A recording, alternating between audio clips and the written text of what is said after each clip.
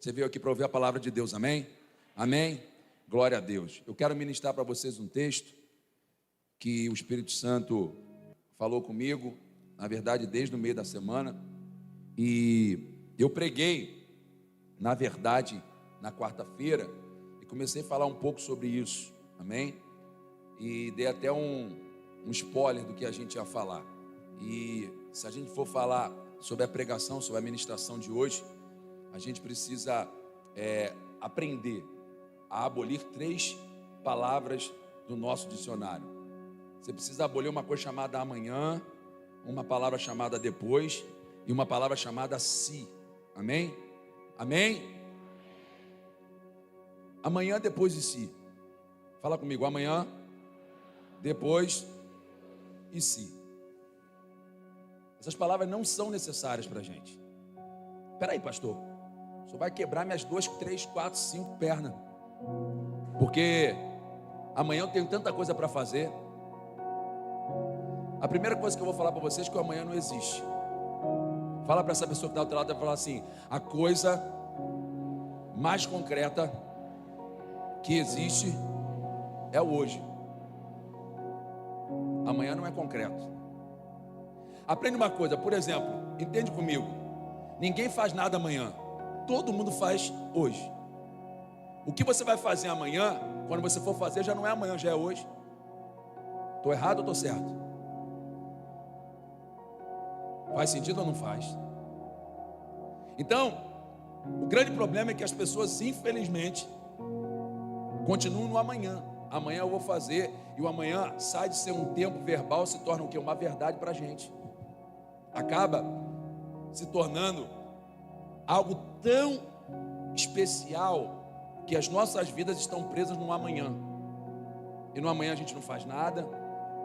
No amanhã você não cresce, no amanhã você não planta, no amanhã você não colhe, no amanhã você não vive, você vive no hoje, amém? Então olha para essa pessoa do celular e fica assim: você vive no hoje. O que é o concreto é o hoje. O passado, eu estava falando com vocês no último culto, o passado e o futuro são lugares que infelizmente o medo habita. Todo mundo que vive no medo é porque infelizmente ainda estão reféns tanto do passado quanto do futuro. O presente não dá medo, o presente você tem que enfrentar e acabou. E a pior coisa que acontece é que infelizmente nós estamos vivendo esse amanhã que precisa de uma vez por todas acabar em nossa vida. É hoje. Então o que vai acontecer amanhã? Amanhã vai acontecer o hoje. O que você precisa decidir é no hoje. O que você precisa viver no hoje, não no amanhã.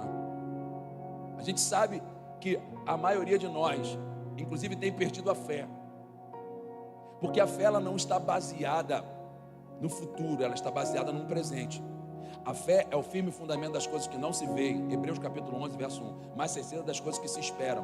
Amém? Isso ele não está falando de futuro.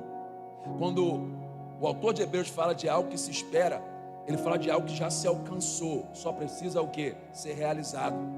Você está entendendo o que eu estou falando para você no nome de Jesus? O futuro é um lugar onde você já está realizando através do seu santo, através do Espírito Santo, através daquilo que Deus gerou no seu coração, aquilo que nós precisamos viver.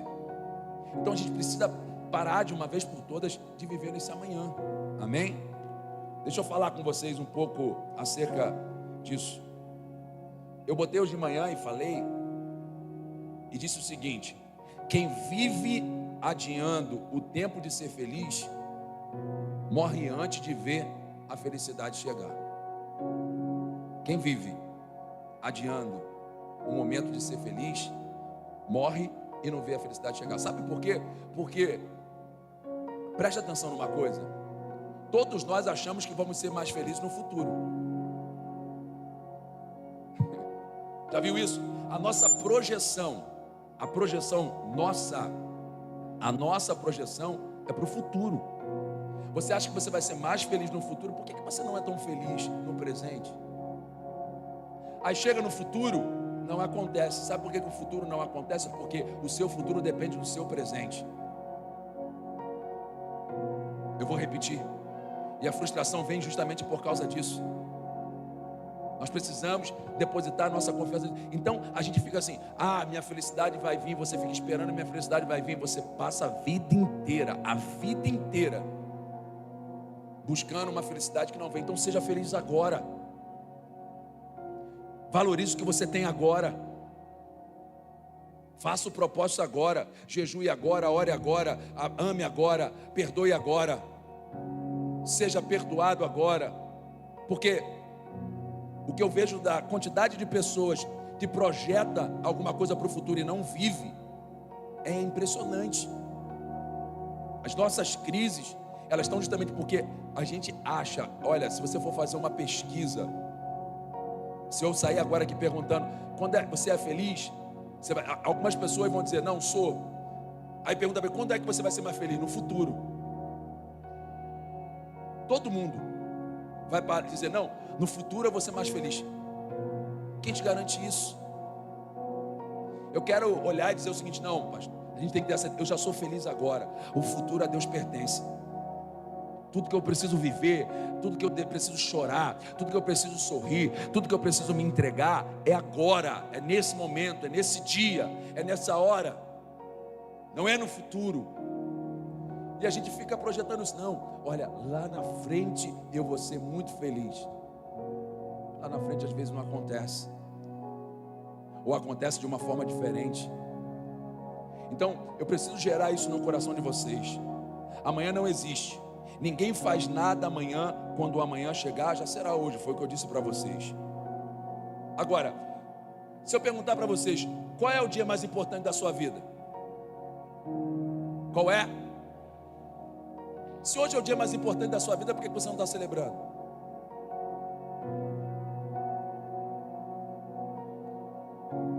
Você está esperando para celebrar amanhã. Você está esperando para viver amanhã. Hoje é o dia mais importante da sua vida, porque você não sabe o que vai acontecer amanhã. Ou você sabe que você vai estar vivo amanhã, ou você sabe que amanhã você vai estar de pé. Hoje é o dia mais importante da sua vida, amém? Ninguém precisa nascer, ninguém precisa morrer, nada de extraordinário precisa acontecer. Nós precisamos aprender a entender que hoje é o dia mais importante. Posso ouvir um glória a Deus por isso? Se você valorizar e viver intensamente o dia de hoje, aí sim o dia de amanhã já tem sentido. O problema é que nós desprezamos o dia de hoje. O problema é que nós vivemos o dia de hoje como se não fosse nada, como se o dia de hoje já tivesse perdido. Tem gente que já está falando, não pastor, o dia já está acabando, já são 8 horas, 8h10, nada de bom. E Jesus não pode fazer algo extraordinário na sua vida hoje ainda? Eu posso ouvir alguém que crê nisso no nome de Jesus? Isso vai acontecer quando? Fala comigo hoje. Hoje. A minha expectativa é de viver o hoje. Hoje é o dia mais importante da minha vida, sim, porque Deus pode fazer hoje. E amanhã Ele também pode. Agora, Deus também pode superabundar no amanhã também, porque Ele é rico em graça, Ele é rico em misericórdia, Ele é rico em favor. Para de projetar no amanhã o que você tem que viver hoje. Para de expectar no amanhã o que você tem que viver agora, amém? Você tem que viver o hoje, pois o hoje é certo, o amanhã pode nem chegar. Quantas pessoas fizeram planos hoje e talvez hoje não vão estar vivas? Quantas pessoas fizeram planos ao sair de casa, mas lideram com alguma coisa que não. Então hoje o que a gente tem que fazer, amanhã pode ser certo. E a pergunta é, se nós vamos viver a eternidade com aquilo que a gente viveu hoje, será que a gente tem convicção da eternidade? Se vamos para a eternidade com tudo aquilo que Deus nos entregou hoje, será que nós vamos realmente viver a eternidade? Talvez não.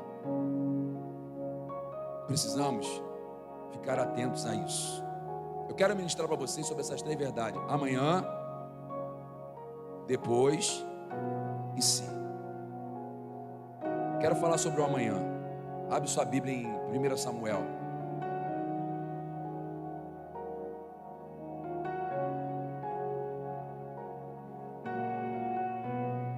Capítulo 13. Verso 13 e 14.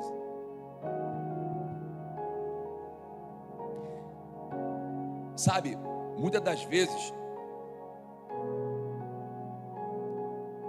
nós desprezamos as coisas pequenas e simples, porque parece que o dia de hoje não é tão interessante. O que é interessante é o dia de amanhã. Mas olha para essa pessoa que está ao lado e fala assim para ela: as coisas pequenas são importantes, mas também coisas pequenas podem te matar. Existem coisas pequenas que nós precisamos matar. Eu estava hoje de manhã lembrando de uma história que acho que 99,9% da igreja sabe. E a gente sabe e não vive acerca disso. A história de um monge e o seu auxiliar. Eles estavam indo, para um monastério que ficava bem no alto de uma montanha. E eles começaram a sua trajetória, passando por cidades, passando por vilarejos, até que eles chegaram a uma única família. Prestem atenção, em uma casa, isolada de tudo. Todos os vilarejos que eles passavam, e cidade, eles iam se hospedando até chegar nesse monastério que eles tinham que chegar. Até que eles chegaram até essa última família, que estava a alguns dias de distância desse local onde eles iriam ter esse monastério. E quando chegaram nessa família, uma família bem humilde, eles chegaram para o dono da casa e falaram: o senhor pode nos hospedar aqui? Nós estamos indo para um monastério. E o senhor, muito humilde, muito pobre, disse: olha, me perdoe, mas eu não tenho uma cama confortável para vocês. Que nós temos aqui é só um bocado de palha. E o monge e o seu auxiliar disseram: não tem problema, nós não nos importamos com isso. Nós só queremos descansar para que amanhã nós venhamos prosseguir a nossa viagem. E ele disse: então tá bom, fiquem aí. Eles dormiram, acordaram pela manhã para dar seguimento e tinha um café da manhã colocado. E o dono da casa, muito humilde com a sua família, falou assim: olha, me perdoe por nós não termos nada muito excelente para oferecer para vocês. Nós só temos um queijo, nós só temos um mingau, nós só temos um pouco de leite para oferecer. E aquele monge com seu auxiliar olharam e falaram: não se preocupe, nós não estamos preocupados com isso, o que o senhor tem é suficiente para nós. E ele perguntou: como é que vocês fazem para sobreviver aqui? Vocês moram tão isolados, não tem uma cidade aqui perto, não tem um comércio, não tem nada, vocês vivem como aqui? Então, a gente vive assim. A gente tem aquela vaquinha que está ali, e essa vaca, ela dá o sustento para a gente come o que ela libera, é o leite. Do leite a gente faz um queijo, e também a gente faz um mingau para se alimentar, e assim a gente vai vivendo e vai levando os dias. O monge olhou e falou assim: tudo bem. Eles continuaram andando, e de repente aquele monge toma uma atitude, vê a vaca, a preciosa, pastando à beira de um precipício, e ele fala para o seu auxiliar: fique aí. E ele vai lá e empurra a vaca do precipício, e eles vão embora. Naquele momento, o seu auxiliar ficou um pouco perplexo com a atitude e disse: o que você fez? Ele: um dia você vai entender. E eles foram para o monastério, ficaram lá durante 5 anos, isolados no monastério. Tiveram que descer para voltar para a cidade, para uma outra missão. E quando eles começaram a descer o monastério, eles começaram a perceber que as coisas estavam diferentes. Ele perguntou ao monge: mas será que a gente não pegou uma rota diferente? Tem alguma coisa diferente aqui. A gente está diante de uma fazenda. A gente está diante de algo que a gente não se deparou quando a gente subiu. Olha aquilo lá, um pasto. Olha aquilo lá, plantação. Olha aquilo lá, fazenda. Olha aquilo, quantos animais. A gente pegou a rota errada. E um monte falou assim: não, a gente está no caminho certo, vamos continuar. E eles chegaram até aquela fazenda linda e chamaram o dono da propriedade. O dono da propriedade veio e eles não conseguiam reconhecer a pessoa. Ele falou assim: oi, tudo bom? Nós somos monges, nós passamos há 5 anos. Eu não errei, nós passamos por aqui há 5 anos atrás. O senhor lembra de nós? Claro que a gente lembra. Nós somos os donos dessa fazenda. Ele falou: mas vocês estão tão diferentes. O que aconteceu aqui com tudo que aconteceu? Então, nós tínhamos uma vaquinha tão querida, mimosa, tão linda. Olha, ela dava leite, a gente fazia queijo, mingau. Mas no dia que vocês passaram por aqui, não sei o que houve, a vaca foi para o brejo e não voltou mais. Choramos, lamentamos durante tanto tempo, mas nós tomamos uma atitude. Pensamos: ou ficamos aqui e morremos, ou olhamos o que nós temos e mudamos a nossa realidade. Será que alguém já está entendendo o que Deus está falando aqui? E aí nós pegamos e falamos: a gente tem um pasto tão grande, a gente pode cultivar. E assim começaram a cultivar. Eles começaram a cultivar e começou a produzir em tanta quantidade que eles foram obrigados a sair para vender. E quando começaram a vender aqueles produtos tão bons, começaram a se tornar comerciantes. Naquele lugar começou a ter uma grande prosperidade. Sabe, eu não sei se alguém vai matar a vaquinha. Talvez é você que vai ter que matar ela. Tem coisas pequenas que você precisa matar para outras coisas grandes começarem a fazer sentido na sua vida. É uma história. E quantas histórias elas começam a ter validade, elas começam a ter propriedade quando nós lidamos com inteligência mediante uma perda. Se a gente sabe que na palavra de Deus nos orienta que não existe nada que sai do controle de Deus, nenhuma dificuldade, nenhuma bênção que saiu do controle de Deus, por que é que a gente está em crise? Porque alguma coisa se foi. Nós precisamos olhar, porque essa é uma oportunidade pequena de nós transformarmos o nosso cenário. Eu quero falar com vocês acerca desse texto.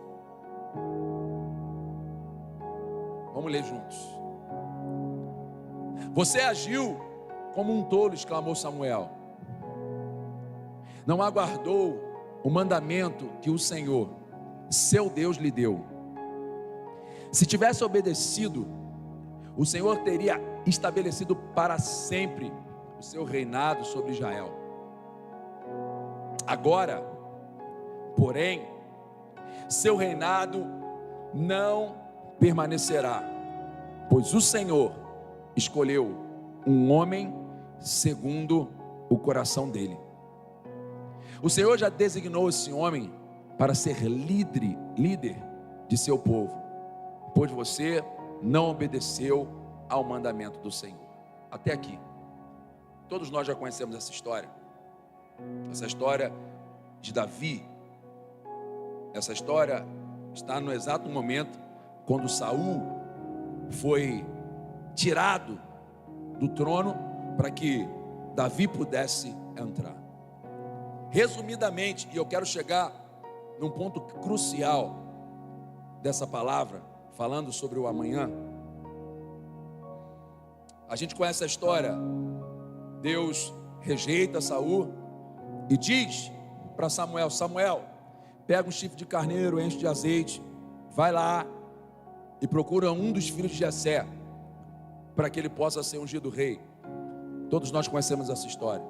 Ele chega naquela casa, é recebido e começa a chamar os filhos.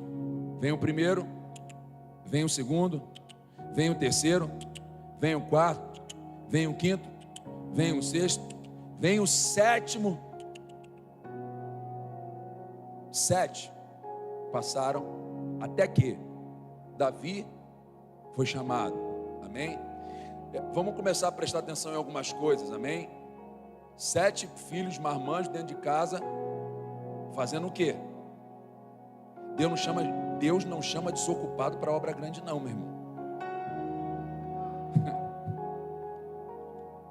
Se você está trabalhando e não está alcançando sucesso, fique tranquilo. Você está na rota certa, porque a gente não sabe quanto tempo Davi teve que trabalhar, quanto tempo Davi teve que sofrer até que o propósito viesse sobre a vida dele. A gente olha esse texto e chama a atenção. 7 meninos mais velhos, dentro de casa, fazendo o quê? À toa. Deus não vai chamar ninguém à toa para um grande projeto, não vai chamar. E a história acontece, Davi chega e Davi é ungido rei. Uau! E aí começa a mudar a história de Davi. A pergunta que eu faço para você: o que aconteceu depois que Davi é ungido a rei? Fala comigo. Nada. Até então nada. O que mudou na vida de Davi depois que ele foi ungido a rei? Fala comigo. Nada. É justamente aqui que começa Deus ministrar o nosso coração. Não é aquilo que nós precisamos mudar depois que Deus nos enxerga.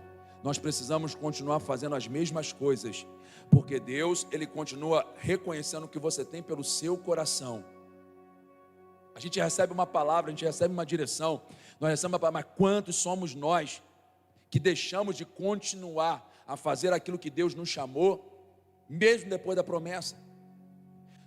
A vida de Davi continua a mesma. Recebeu o óleo na cabeça, o que ele foi fazer? Continuar a cuidar das ovelhas do teu pai.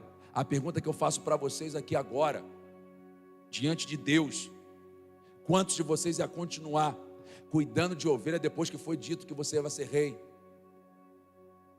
É por isso, você talvez não vai responder, amém? É por isso que você ainda não foi levantado a rei. É porque você ia mudar. Você ia, escuta uma coisa, não é você que muda a unção, é a unção que te muda. É ela que te transfere, não é você que se transfere. A unção te atrai para o propósito, não é você que se desloca para a unção. Davi continuou fazendo a mesma coisa, cuidando das ovelhas. E de repente, surge uma história, uma necessidade. O rei, maluco, problemático, em crise. E de repente fala: ó, tem alguém que pode te libertar. Davi, menino toca harpa, menino é levita, vai dar um jeito nessa história. E chamam Davi. Davi vai até aquele lugar, você conhece a história. Chega lá, começa a tocar a harpinha dele. Menino bom, toca a harpa, o demônio vai embora. Saúl da brecha de novo, o demônio vai, ele vai e fica naquela história. Só que a história, você vai ler dentro desse texto, que mesmo depois de Davi ser ungido rei, e mesmo depois de Davi ter a possibilidade de ser um músico do rei, ele continua fazendo a mesma coisa. Ele ia lá, tocava para o rei, ele voltava para cuidar das ovelhas. Só até aqui, Davi já tinha 2 empregos, amém? Pastor de ovelha e músico. Eu estou dizendo para vocês que Deus não chama vagabundo para a obra, amém? Deus não chama desocupado, Deus chama ocupado. Amém? Já tinha 2 empregos, carteira assinada de quê? Pastor de ovelha. Depois ele assinaram a carteira dele, levita, músico profissional. E ele continuava fazendo o quê? A mesma coisa que Deus tinha mandado. Tem gente que parou de fazer aquilo que Deus mandou fazer. Por que você parou? E aí, em dado momento, os filisteus se levantam contra o povo de Israel. Todo mundo conhece essa história. E dentro desse exército tinha um gigante chamado, voltar para a escola bíblica dominical das criancinhas lá. Como é que era o nome lá da história do gigante? Golias, amém? Golias, o gigante. Todos os dias aquele gigante ia de manhã, desafiava o exército de Israel e ninguém conseguia vencê-lo. Todo mundo conhece a história. Davi, com a sua história, indo lá cuidando das ovelhas, voltava para casa. E num dia ele chega em casa, o pai dele fala assim: meu filho, você precisa fazer alguma coisa para mim. o quê? Pegar pão e queijo, botar na carrocinha e levar lá para o capitão. Diz que quem mandou foi Jessé, pai dos 7 que estão lá na frente. Eu vou só aqui traduzir para você. Ele estava querendo subornar o capitão, César. Presta atenção. Aquele homem queria dar pão e queijo. Ó, sou pai dos meninos, não bota aqueles meninos lá na frente da batalha não. Se aqueles meninos for para frente da batalha e eles morrer, acabou o pão e queijo. Olha o pai querendo guardar, olha o pai querendo proteger. Ele disse: se ele não for inteligente e botar os meninos na frente, os rapazes, os meus filhos na frente da batalha, e um deles morrer, eu não mando mais pão e queijo para ele. E Davi, mais uma, depois, preste atenção, depois de ter sido ungido rei, ainda não era rei, depois de ter tocado a harpa para o rei, agora foi chamado para ser entregador de pão de queijo. Fala para essa pessoa que do teu lado e fala assim: às vezes a oportunidade vem disfarçada de trabalho.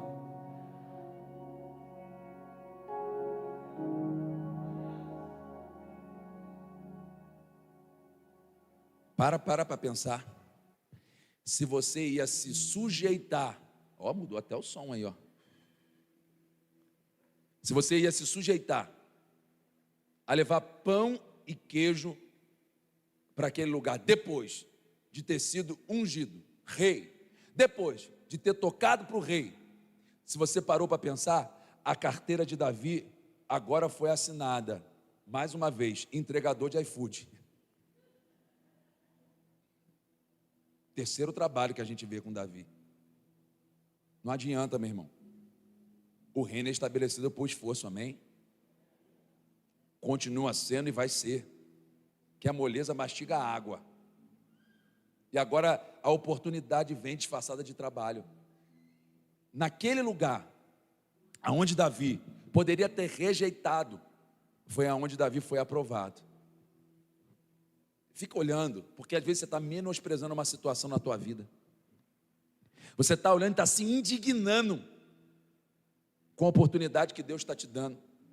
Você está se incomodando, dizendo para Deus: não, Deus, não é dessa forma, peraí. Eu tenho um chamado, Deus. Eu tenho uma palavra sobre a minha vida. Davi entendeu o seguinte: aquilo que Deus fez na minha vida não vai mudar. Eu preciso entender que eu é que não preciso mudar o que eu sou para viver o propósito de Deus. Quantos de nós, temos olhado a nossa vida e temos, infelizmente, achado que Deus tem errado, que nós já temos uma palavra e nós não podemos fazer algumas coisas. Eu vou repetir aquilo que eu falei de manhã. Eu fiquei um pouco preocupado, porque a gente tem um curso de capelão, amém? E eu não sei quem foi, eu ouvi falar que alguém que fez o curso, também não estou aqui, perguntou assim: qual é o benefício que eu tenho?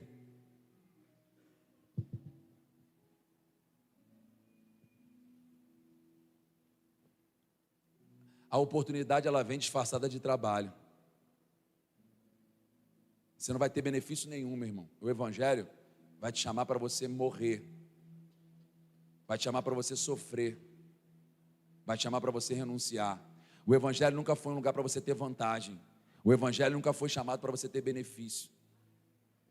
O Evangelho é chamado para você ter renúncia. Isso é outra coisa, é outro lugar. Não existe benefício. O benefício é a cruz. Talvez não tenha percepção do que Jesus fez por mim, por você.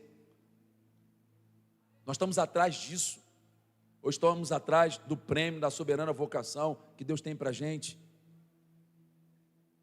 A gente precisa entender que a oportunidade, eu vou repetir, a oportunidade de você estar ali às vezes num estacionamento, recebendo alguém, você não sabe quem você está recebendo. A Bíblia fala, lá em Hebreus, que sem saber, nós estamos recebendo em nossa casa anjos disfarçados de homens.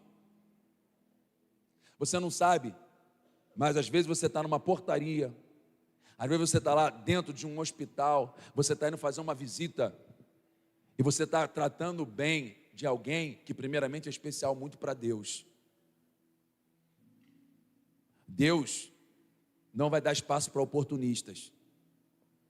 Deus vai dar oportunidade para pessoas com corações quebrantados.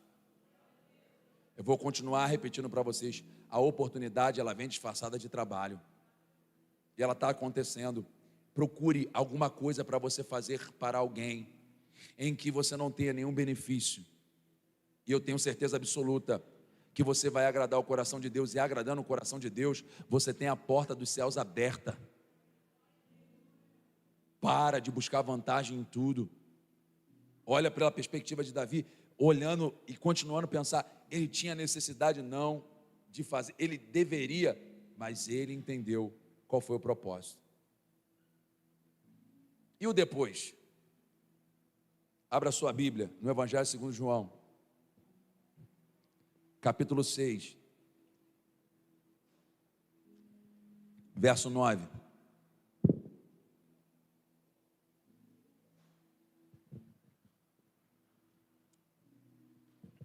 Está ali na televisão. Aqui está um rapaz com 5 pães de cevada e 2 peixes.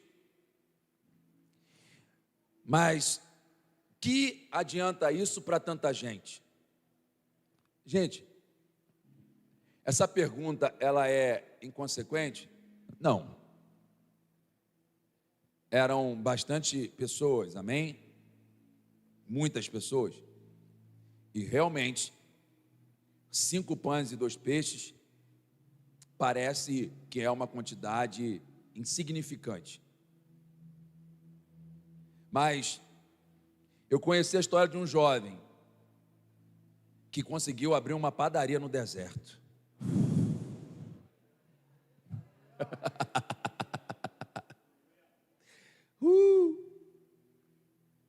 Um jovem que abriu uma padaria no deserto. A gente olha para essa história, a gente vê a multidão, a gente vê Jesus, mas vamos olhar, vamos pensar do jovem. Eu quero ministrar agora para os jovens, estou pregando para os jovens agora. Olha a quantidade, 5 pães e 2 peixes. Uma pessoa comum, normal, se não for crente, não come 5 pães e 2 peixes, né? Mas jovem come. Jovem come. É ou não é? Jovem, aqui, eu tenho uma ali, ó. Meu Deus do céu, Pietra é magra. Não vou falar de ruim, porque na minha filha não tem nada de ruim, de bom. Mas presta atenção, é toda hora, é toda hora, é toda hora. Esse jovem está em casa. E ouve, olha, Jesus de Nazaré vai pregar no deserto. Uau, glória a Deus, vou fazer meu lanche. Ele pega 5 pães, gente, 5 pães. E vou dizer para você, negócio de pão francês é agora. Para aquele tempo lá, o pão era coisa grande. 5 pães e 2 peixes para ele. Ele separa tudo, bota dentro da sua bolsinha. E falaram, você vai para onde, mãe? Você vai para onde? Vou ouvir Jesus. Aonde? Ah, por aí, no deserto. Não vai falar que é no deserto, não. Tá louco, meu filho. Ele vai. Chega lá naquele deserto. O negócio estava muito bom, sabe aquele culto bom pentecostal que você estava aqui agora? E sim, meu barco, né?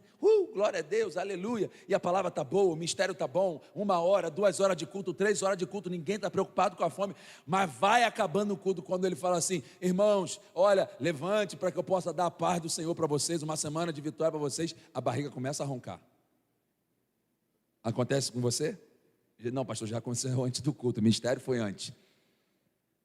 E aí quando acabou o culto, problema, fome, mais de 5 mil homens, e claro, a Bíblia vai dizer, eu acredito, que os discípulos de Jesus já estavam tudo com fome, que quando Jesus fala assim, olha, dê a eles de comer, e eles falam assim, Jesus não dá não tem nada para a gente comprar, eles já tinham olhado, já tinham visto, amém? Discípulo de Jesus sempre procura uma padaria perto, amém? Para fazer um lanche. Ele estava ali no meio da administração, mas falou assim, Jesus, não adianta, rodamos, já demos uma volta, não tem lugar nenhum para comer. E detalhe, esse mesmo discípulo já tinha olhado, já tinha feito o seguinte: não tem nada para comer, será que ninguém trouxe nada? Ele já tinha olhado a bolsa do menino. O que você tem aí na bolsa, menino? Olha, eu trouxe aqui meu lanchinho. O que você tem aí?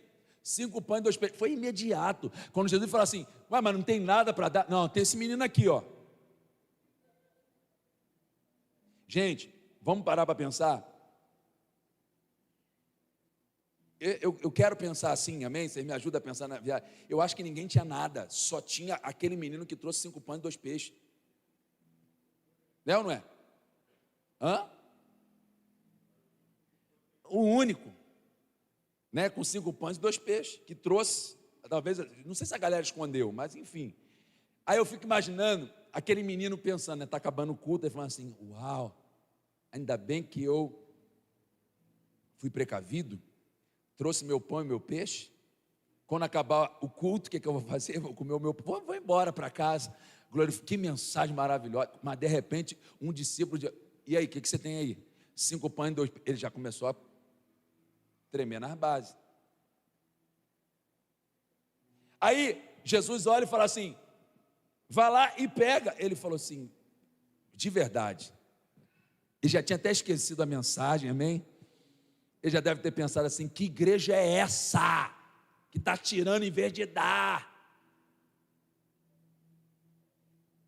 Com fome, ele estava com fome. Aí ele tinha fome, mas ele tinha uma convicção: depois eu vou comer. Olha o depois aí. Mas chegou uma hora que o depois se frustrou. Aí Jesus fala assim: me dá o pão e o... agora eu estou na mesma coisa que eles. Todo mundo com fome. Aí eu fico imaginando como a gente... Quem vai comer? Jesus. O dono. Jesus. O pregador da noite. O melhor para o pregador. O melhor é para o pastor que veio de fora. Amém? Veio de catamarã até aqui, que ele já tinha atravessado. Agora a gente vai dar o melhor para ele. Que furada! Me mandaram vir para esse culto, ainda levou o meu lanche. Nunca mais eu volto nessa igreja. Nunca mais eu volto nesse culto onde Jesus prega. Para você ver, roubando o pão e o peixe de um adolescente. Aí tinha lá 12 cestos. Aí Jesus pega o pão e o peixe e bota dentro de um cesto.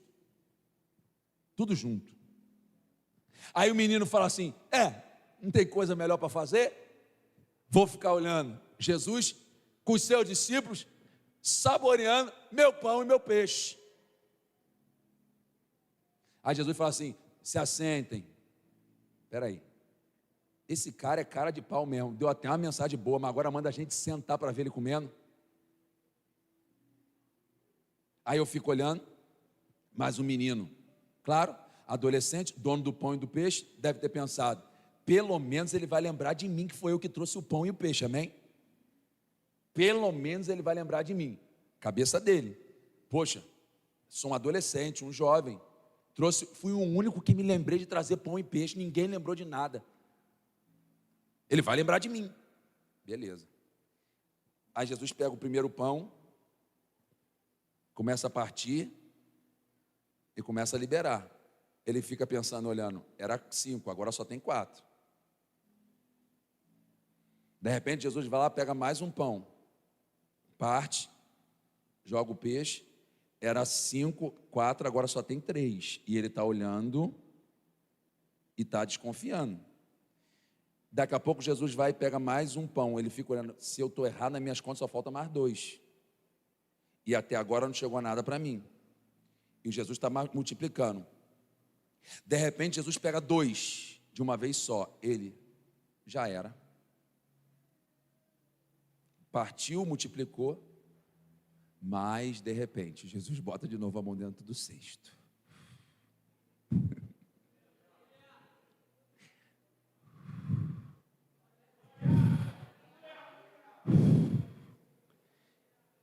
E continua multiplicando.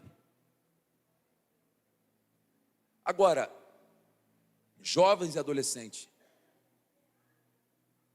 Jesus multiplicou por causa da fome daquele jovem.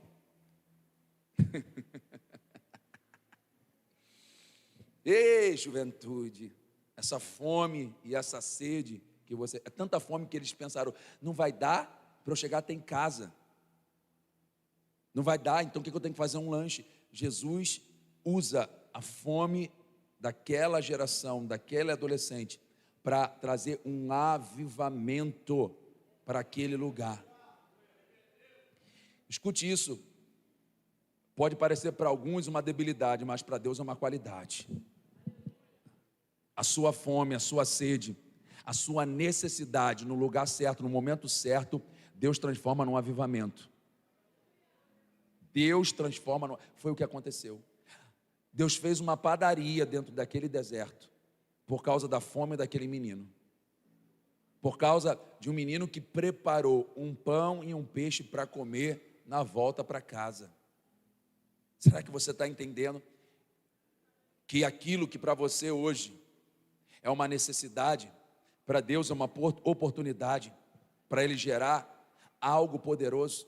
Jovens, adolescentes, anciãos, quem estiver aqui, mais velho, mais novo, o que você traz é suficiente para Deus provocar algo sobrenatural. Você não pode reter, você tem que entender o seguinte: o que eu trouxe pode parecer aos nossos olhos alguém esfomeado, alguém que só pensa em comida. Mesmo assim, Deus pega e transforma. Mesmo assim, Deus pega e realiza. Ele fez uma grande obra na vida daquele menino, através da vida daquele menino, e Ele quer continuar fazendo através das nossas vidas. Posso ouvir um amém? Algo simples.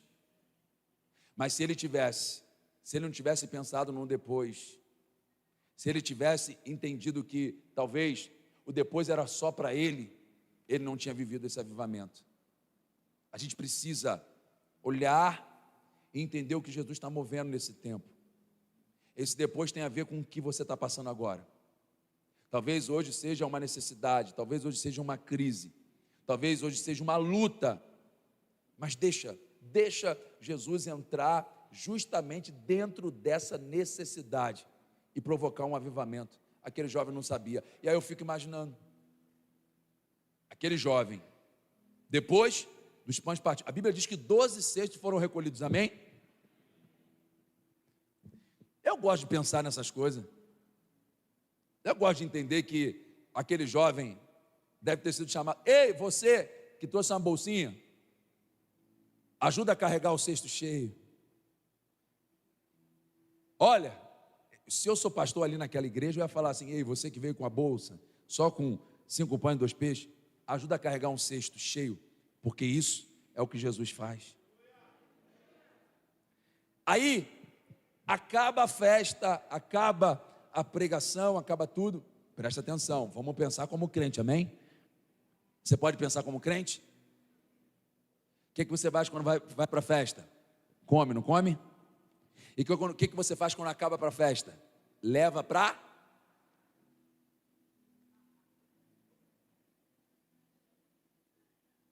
Você leva para casa, não leva?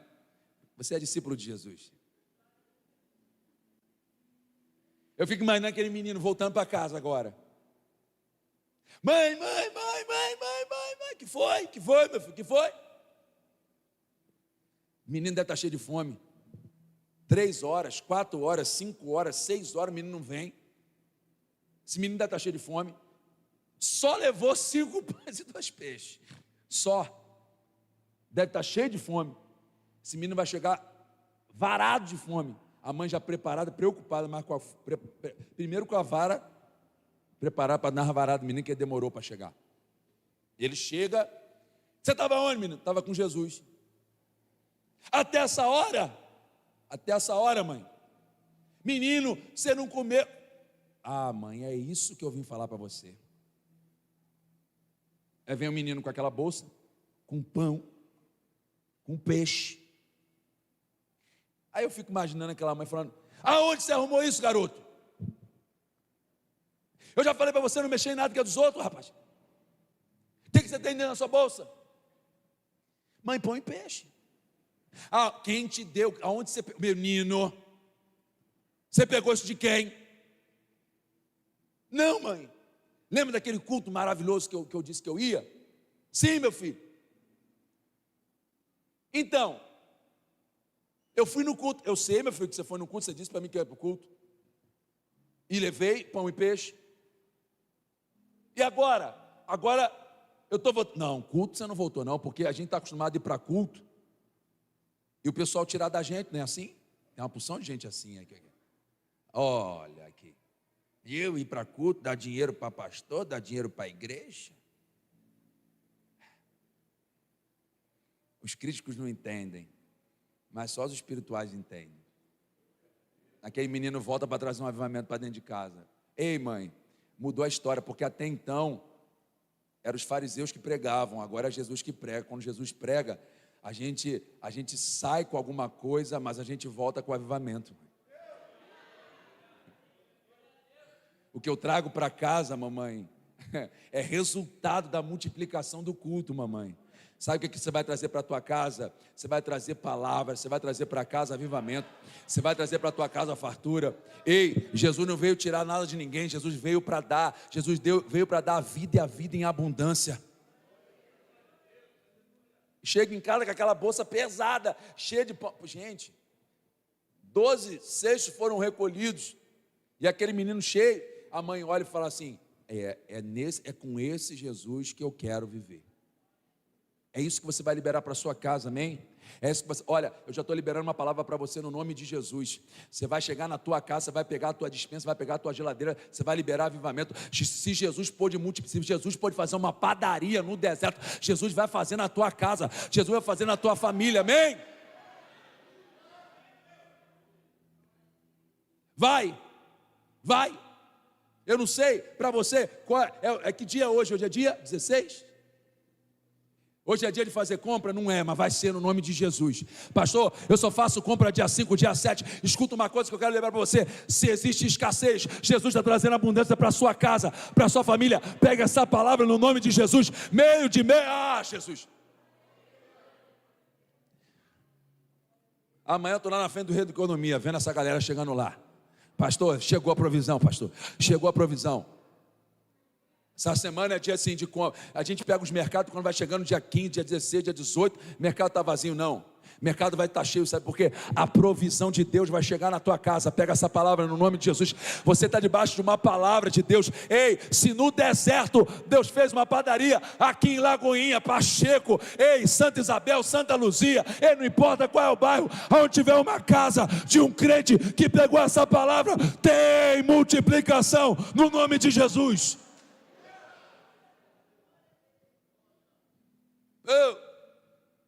Abre, mostra para ele, Jesus, o que eu tenho para fazer uma feijoada para chamar meu pastor?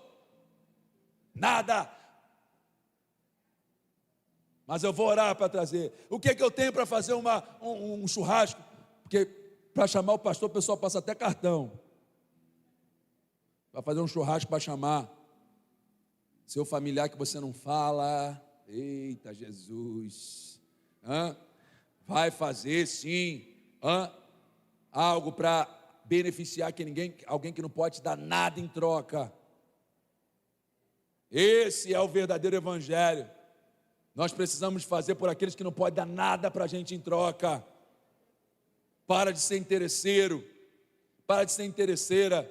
Vai fazer e vai chamar quem não pode dar nada em troca, quem não pode inteirar com a carne, quem não pode inteirar com contrafilé. Você vai fazer o seguinte: vem porque Jesus pagou, meu irmão. É glória de Deus. Eu fico olhando as coisas, né? Tem gente que é esperta dessa, faz aniversário, aí fala assim: gente, aniversário é onde? É lá na churrascaria. Vai, por que ele fala para você? Porque a cada 10 o cara ganha de graça, cara de pau. Vocês estão rindo? Eu estou ligado em vocês. Então vamos lá, vamos comemorar o aniversário lá. Faz o seguinte, então chama alguém que não tem condições e dá o seu gratuito para essa pessoa. Aí eu vejo a glória de Deus. Mas tem gente que é esperto. Não, gente, vamos lá na churrascaria, você só paga a sua. Ué, eu vou com minha esposa. Amém? Mas o esperto ele faz, porque se você levar todo mundo, a cada 10 pessoas, o aniversariante não paga nada. Eu já notei a sua. O que você vai fazer? Você vai chamar um amigo seu que não tem condição. Amém? Isso é avivamento. Você vai chamar quem não tem condições de pagar, vai falar assim: ei, meu amigo, o aniversário é meu, você é meu convidado, você não vai pagar nada. Para de esperteza. Para. Vou chamar fulano de tal para ir lá. O cara é empresário, está no ramo lá de não sei o que, já estou doido para entrar na empresa dele, vou chamar. Não, chama quem não tem condições de fazer, chama quem não tem condições de te beneficiar. Aí sim você está fazendo para Deus, e assim você vai agradar o seu mestre, vai agradar o seu Senhor. Estou finalizando, amém? Cadê o ministério do louvor? Pode subir. O se. Abre aí Lucas capítulo 19, verso 4 e 5. Ninguém mais faz festa na churrascaria. Faz sim, só você lembrar disso. Chama alguém que não tem condição e leva junto contigo. Amém? Chama alguém que não tem condições e leva junto contigo. Amém? Glória a Deus, glória a Deus. Pastor, às vezes sou eu que não tenho condição. Amém. Lucas capítulo 19, verso 4 e 5. Todo mundo conhece essa história também. Por isso, correu adiante e subiu numa figueira brava, no caminho por onde Jesus passaria.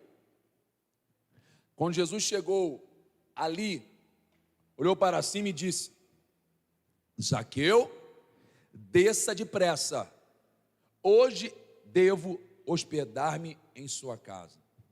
Homem pequeno, de pequena estatura, era Zaqueu. Só que a gente já conhece a história de Zaqueu, mas alguns não sabem porque é que Zaqueu foi alguém que precisava da graça de Deus. Zaqueu era um publicano, cobrador de impostos, e segundo, o costume, a tradição, um cara que era cobrador de impostos era maldito, amaldiçoado, segundo a tradição judaica. Todo cobrador de impostos tinha a sua raiz judaica. Ninguém que era um cobrador de impostos era alguém que não fosse um judeu, mas é alguém que era um judeu e resolveu prestar serviço para Roma. E geralmente um publicano, como Zaqueu, era aquele cara que conhecia todo mundo. Ele sabia como era a vida de todo mundo. Ele sabia, por exemplo, que você tinha condições de pagar um imposto mais alto. Você não tem condições de pagar um imposto tão alto. Ele sabia a vida de cada um. Então, o povo romano, eles chamavam esses homens que sabiam, tinham a confiança das pessoas.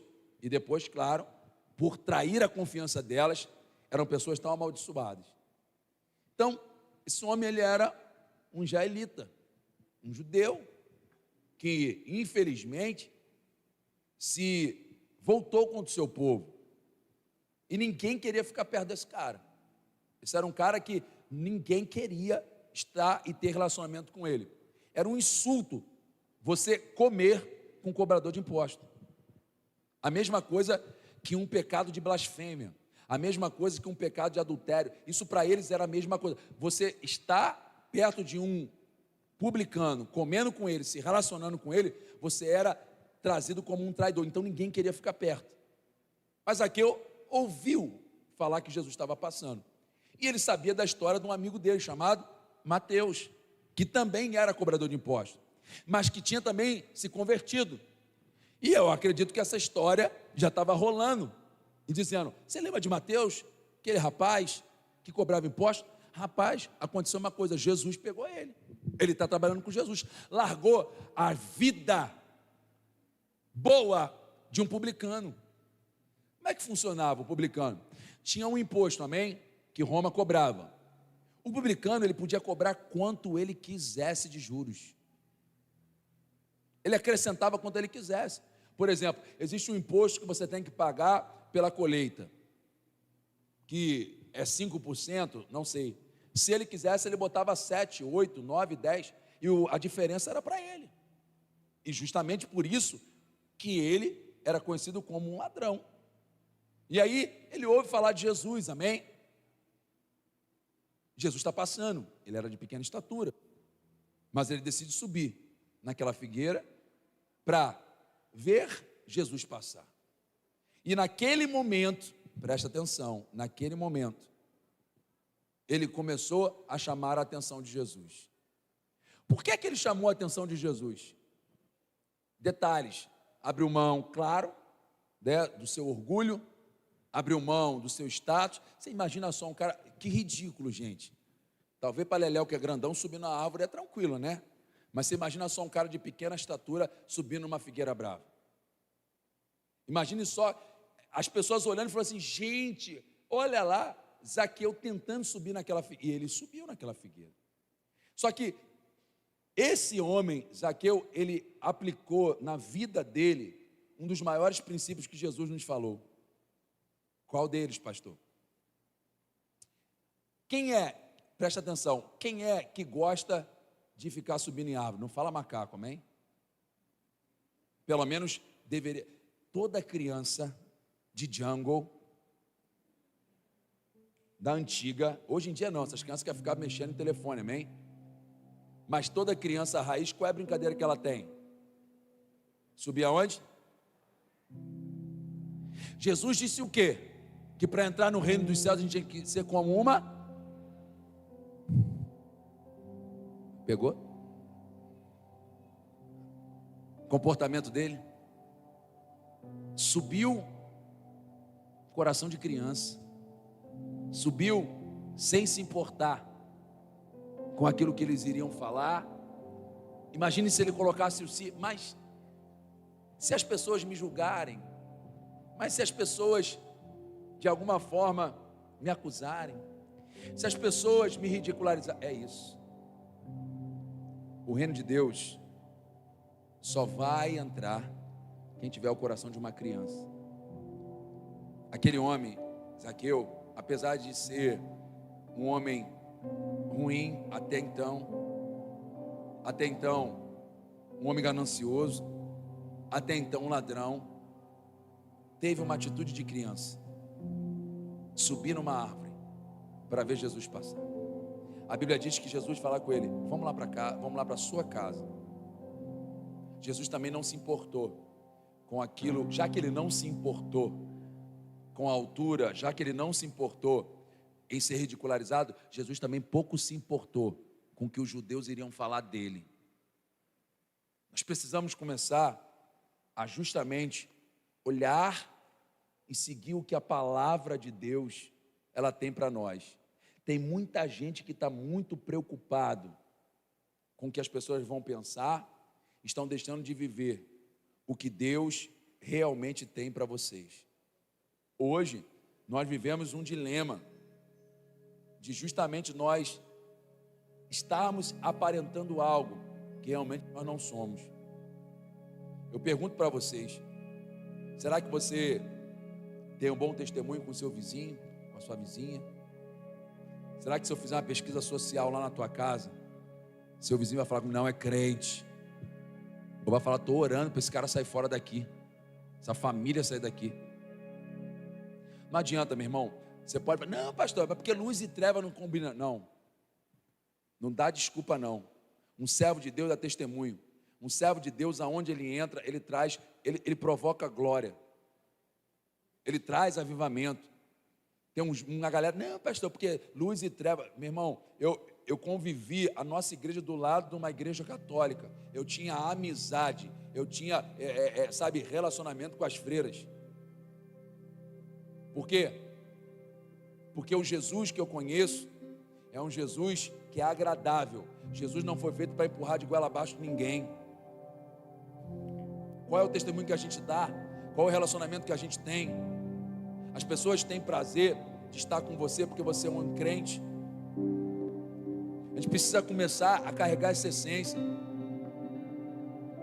Tem muita gente que não quer nem frequentar a igreja que você frequenta, porque você não dá um bom testemunho, porque você é arrogante, porque você é prepotente, porque você é altivo, porque você é ignorante, porque você não dá bom testemunho. Como é? Sabe? Você não tem. A pessoa fala assim: pastor, sabe por que eu não convido a pessoa para ir para a igreja? Porque talvez ela vai me convidar. Eu estou doido para alguém me convidar mesmo para ir lá no centro espírita. Vou. Eu não tenho medo. Convido o pai de santo, convido o padre. A freira veio aqui para ver ela no dia que a gente alcançou aqui a nossa igreja. E ela ficou sabendo: pastor, que legal, eu quero lá. Ela veio aqui para ver. Você vê a freira na rua aqui, tem gente, tem crente.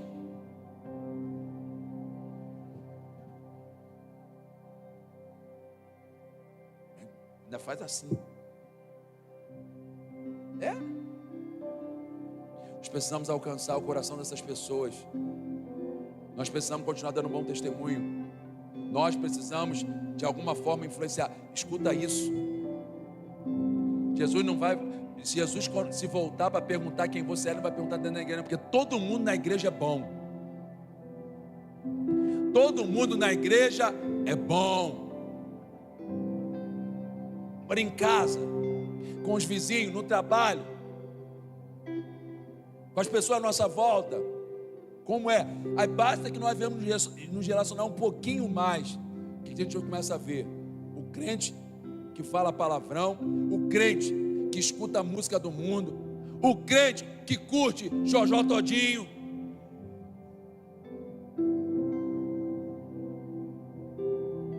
o crente que curte roupa decotada, tudo mais. Nós precisamos dar um bom testemunho. Nós carregamos a mensagem de Cristo. O diabo, ele tem escarnecido a igreja, porque nós não temos nos posicionado. Não tem nada a ver, tem tudo a ver, igreja. Ou você se posiciona, ou não. Em cima do muro é o lugar do diabo, e do outro lado do muro é dele também. Crente tem uma posição, crente tem um lado. Você não curte música do mundo, você não posta música do mundo, você não tem relacionamento com pessoa do mundo. Relacionamento. Peraí, pastor. Não, claro que eu falo com pessoa do mundo, claro que falo, aonde eu passo, até porque eu tenho educação. Agora, relacionamento é isso que está levando você para o inferno, é isso que está dando mau testemunho. Vamos começar a justamente viver o que a palavra nos fala. Vamos começar a dar um bom testemunho. Vamos começar a fazer uma boa limpa na nossa rede social. Vamos ter um mínimo de senso do que a gente curte. Estou falando sério. Eu não tenho rede social, né, pastora? A pastora vê um bando de discípulos, eu vejo lá curtida, e pessoa do mundo, cantor do mundo. Pastor, mas não tem nada a ver, pastor. A música, a melodia é boa. Vai, o diabo vai te levar no Nana Neném. Você é servo de Deus, meu irmão. A sua boca só serve para adorar a Deus. A canção que você tem que cantar é aquela que glorifica e enaltece o nome do Senhor Jesus. Pastor, mas a música fala de amor. Então, é assim mesmo que o diabo faz. Eu gosto de escutar música em inglês. Vai ver a tradução. Tem uma opção de gente que bota lá a melodia. Não, pastor, a melodia é boa em inglês. Vai ver a tradução que está lá. Se essa tradução não é uma música cristã, não é uma música evangélica, eu não admito. Na tua casa, aonde você está, a gente precisa ter uma boa conduta. Precisamos ter coerência. A gente vê, sabe, as pessoas cada vez mais, infelizmente, dando um mau testemunho. Você é crente ou não é? É ou não é? É ou não é? Então se comporte como um tal. Seja um bom testemunho. Às vezes as pessoas atacam os jovens, mas tem uma porção de marmanjo aqui. Um bando de marmanjos, escutando música do mundo, curtindo coisas de pessoas do mundo, ouvindo coisa do mundo, dando atenção para coisa do mundo, vendo propaganda, vendo programa que é do mundo. Ah, pastor, e aí? Meu irmão, eu vou dizer uma coisa para você. Uma das coisas que acontece quando você aceita Jesus é uma coisa chamada regeneração. Aquilo que atraía os meus olhos já não me atrai mais. Colossenses capítulo 3, verso 1 e 2. Se vocês estão com Cristo, como Ele na cruz está, olhai para as coisas do alto. Olhai para as coisas do alto. E tem um bando de crentes olhando para as coisas da terra, cobiçando as coisas da terra, desejando as coisas da terra. Pastor, não tem nada a ver não. O que você vai ver no inferno é quem? A placa do nada a ver. O senhor está sendo exagerado. Estou sendo exagerado sim, porque Jesus é exagerado. A gente precisa tomar essa posição como igreja. Precisamos tomar nosso posicionamento. Roupa, música, pessoas que andam à nossa volta. Venhamos mudar nossa conduta. Venhamos andar dignos como fomos chamados para ser, dando um bom testemunho aonde é que nós estivermos. Aí sim nós vamos agradar o coração de Deus. Você não é obrigado a estar em roda de conversa que não proclama o nome do Senhor Jesus. A gente tem que de uma vez por todas cortar na raiz. Sabe, pastor? Precisamos cortar na raiz. Precisamos nos posicionar. Homens e mulheres.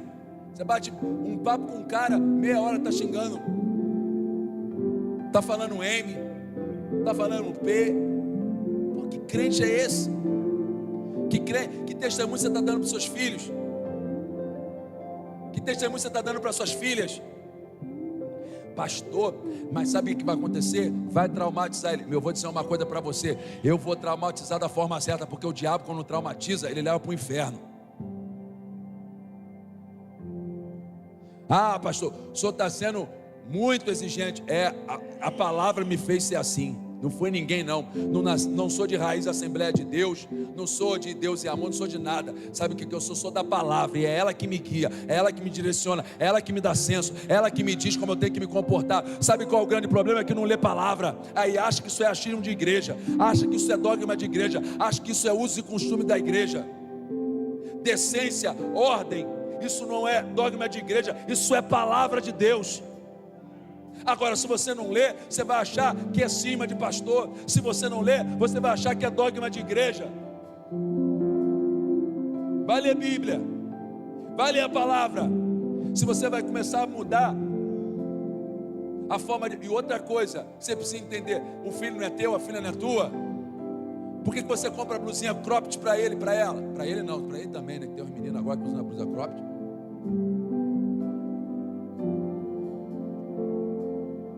Mãe, você que compra a roupa da sua filha, a roupa que você compra,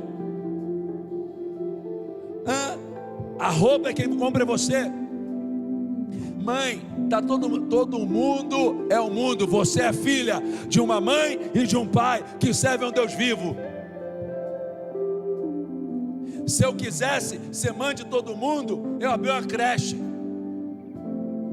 Você tem identidade, você tem pai e tem mãe que preza pela palavra de Deus. Aqui vai ser assim. Pastor, mas sabe que tem uma porção de crente, pastor, que está assim esperando. Amém. Vai esperar então, é 18 anos, quando é 20 anos, quando pagar as contas, quando tiver condições de se manter, faz o que você quiser, mas nunca se esqueça que eu sempre falei de Jesus para você. Nunca se esqueça que eu sempre falei de Deus para você. A gente tem que parar com essa permissão, com medo de traumatizar. Traumatiza nada, meu irmão. Se nós estamos aqui até hoje de pé, é porque muito pai e mãe rígido na presença de Deus nos conduziu. E agora ele está com uma geração. Vai traumatizar. Vai. Você vai ver o que o diabo vai fazer. Firma, pega o seu filho, bota ele para ler palavra, cobra dele palavra. Ah, pastor, mas ele já estuda muito. Isso aqui não faz mal para ninguém. Faz mal para ninguém. Isso aqui acrescenta todo dia. Quem tem que cobrar o devocional do teu filho não é líder de jovem, não. Quem tem que cobrar o devocional do teu filho é você. Pastor, ela não quer ir para a igreja, mas quando ela quer ir para o shopping, para a casa do tio, da tia, quando ela quer ir para o cinema, você, seu bobo, sua boba ainda financia. Quando ele falar para você que quer comer, não vai. Por quê? Porque a gente tem um trato. Você tem que ir para a igreja. Deixa vir com cara fechada, deixa vir chateado, deixa vir chateada. Uma hora Deus pega, uma hora Deus fala, uma hora Deus toca. Ah, pastor, eu estou deixando ela em casa, não vou forçar a barra. Você não força a barra aqui. Lá na tua casa, o teu filho está vendo vídeo pornográfico. Lá na tua casa, aonde você deixou ele, o diabo está entrando e botando caramiola na cabeça dele. É isso que você quer? Enquanto estiver comigo vai ser assim. Enquanto estiver morando debaixo do meu teto vai ser assim. Vai comigo. Pode chegar com cara feia. Joyce estava falando, né? O testemunho de Joyce. Joyce estava contando que a mãe dela tinha trazido para a igreja e sorri. É, não é? E o beliscão. A mãe dela dava beliscão. Sorri.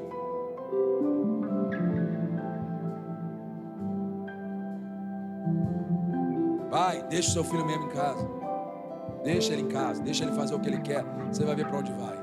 Fica de pé no nome de Jesus. Fica de pé no nome de Jesus. Você pode aplaudir a Jesus?